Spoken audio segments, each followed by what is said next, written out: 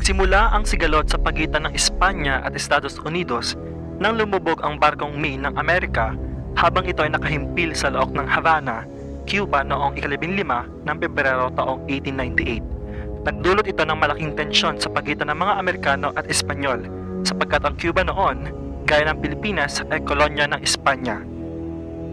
Ang Estados Unidos naman, partikular ang mga kapitalista nito, ay may malaking pamumuhunan sa mga industriya ng Cuba, lalo na sa industriya ng asukal.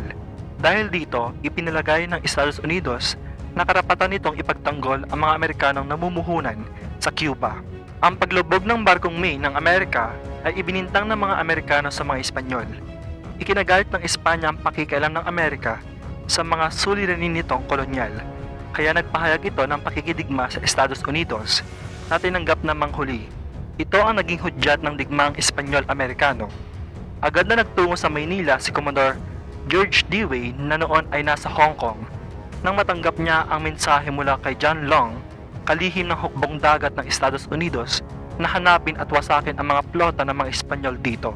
Ang plota ni Dewey ay dumating sa Maynila noong ika-1 ng Mayo taong 1898. Nakita ni Dewey ang plota ng mga Espanyol na pinamumunuan ni Admiral Patricio Montojo at ito ay kaagad niyang sinalakay.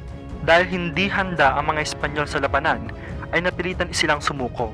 Nanalo ang mga Amerikano na walang isa man sa kanila ang namatay, samantalang marami ang namatay at nasugatan sa panig ng mga Espanyol. Nga pala kaibigan, huwag mong kalilimutang pindutin ang subscribe button upang maging updated sa mga lesson na may kinalaman sa kasaysayan at araling panlipunan. Maraming salamat at pagpalain ka nawa ng Panginoon.